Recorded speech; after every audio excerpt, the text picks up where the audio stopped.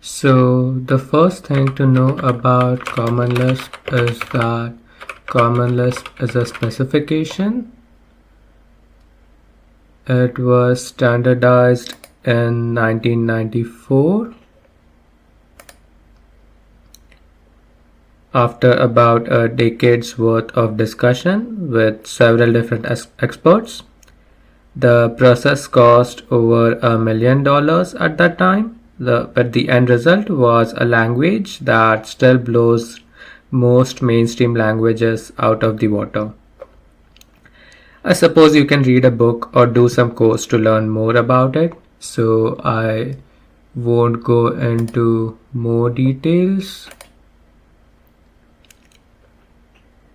But given that this is a specification, you can have multiple different implementations.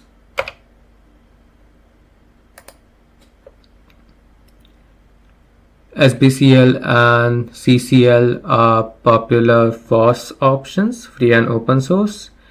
But embeddable common Lisp, ARMDA common Lisp, class, these are C-Lisp, these are also open source. And then there are commercial options like Allegro CL and LispWorks that offer features that still haven't made their way into open source versions. And all of these adhere to the specification, the ANSI Common Lisp standard. This means if you write portable Common Lisp, users can use any implementation suitable for their use case. Now, SBCL is a popular choice in the FOSS world these days. It has been in development for the past 30 years and more if you count its origin CMUCL.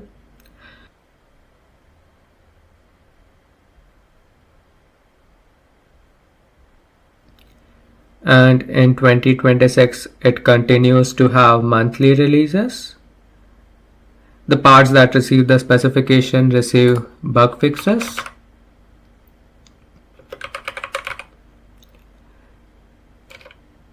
Though there are other features that go beyond the standard and which can change in minor ways from month to month.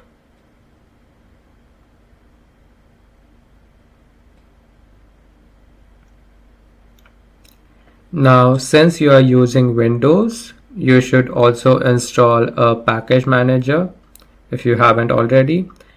This will especially be useful later once you start requiring non-Lisp dependencies for, say, OpenSSL. We will install MSYS2 that comes with the Pacman package manager.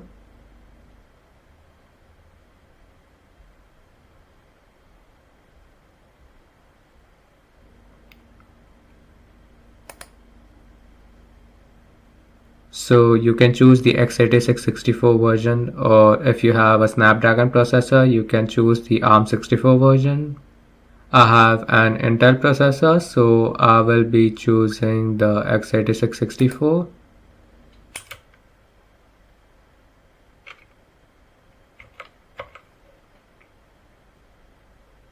Once MSYS2 is installed,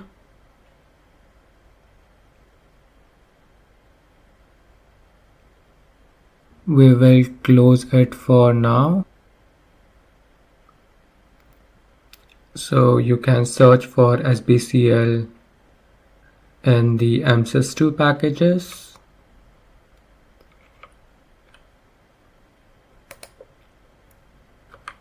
And then use the MSYS2 mingw terminal to install it.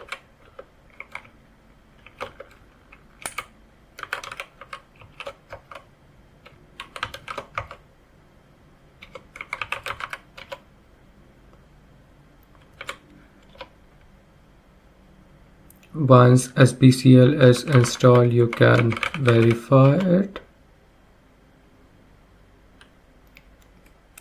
After this, we will install the Quick Lisp library manager with HTTPS support. but this is also going to require Git, so we will install that as well.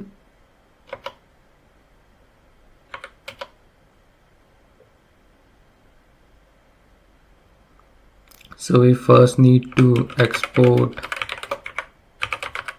Lisp equal to SBCL, which corresponds to our implementation, and then we can run the installer script.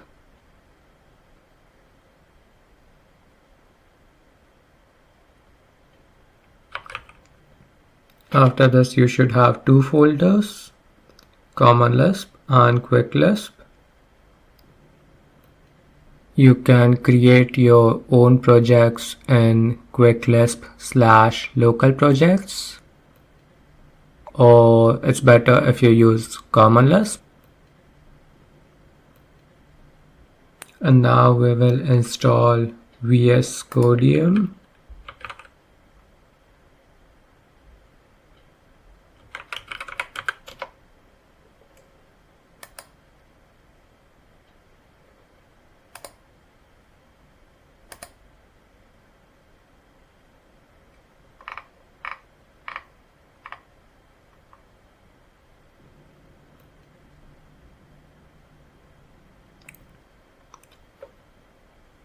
Now, before we start VS Code, we will update our Windows settings to include the MSYS Bing W packages on its path.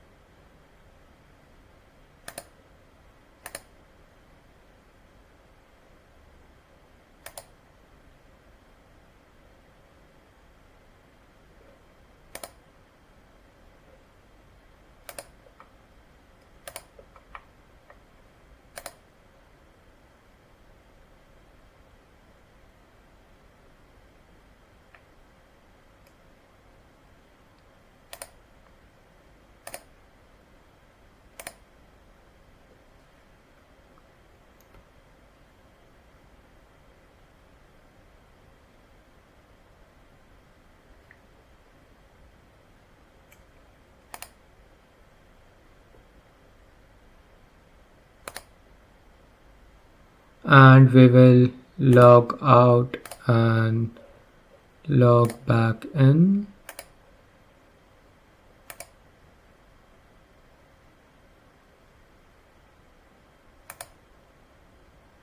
In my case, I am restarting because I have a virtual machine.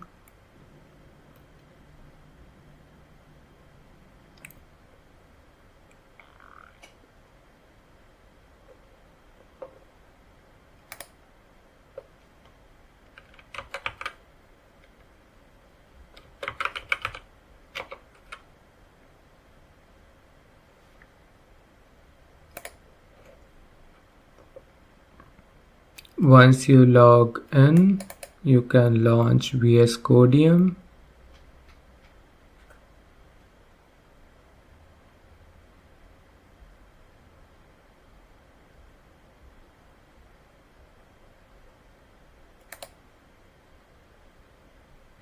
And install a Lisp plugin. So there are two plugins, Alive and Olive.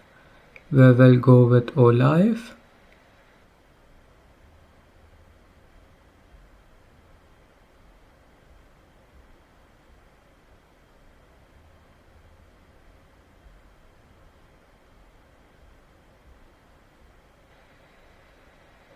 And after it is installed, we can create a Lisp file.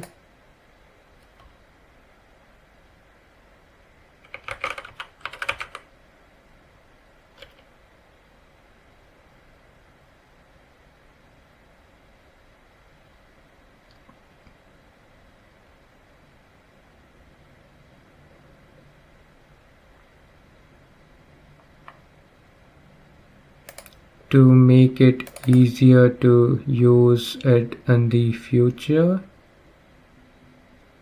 and particularly if you want to actually work with a Lisp project with multiple files, we will also create a directory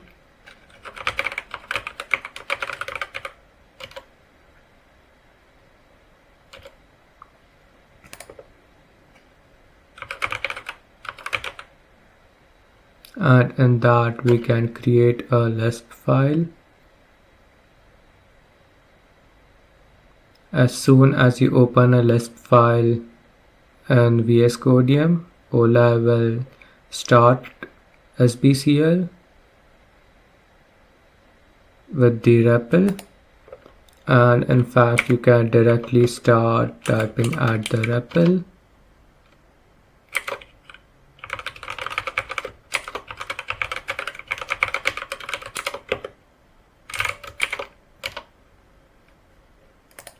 Or you can write in the file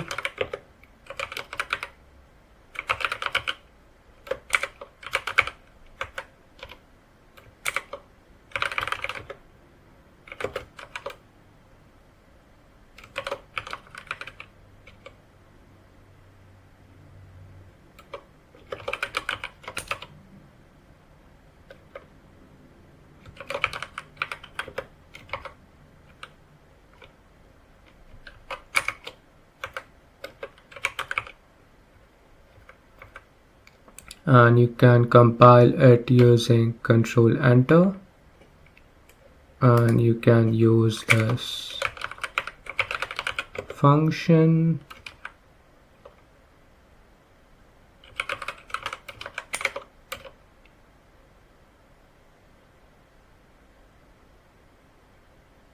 within the REPL. So all your Lisp files will be connected to the REPL.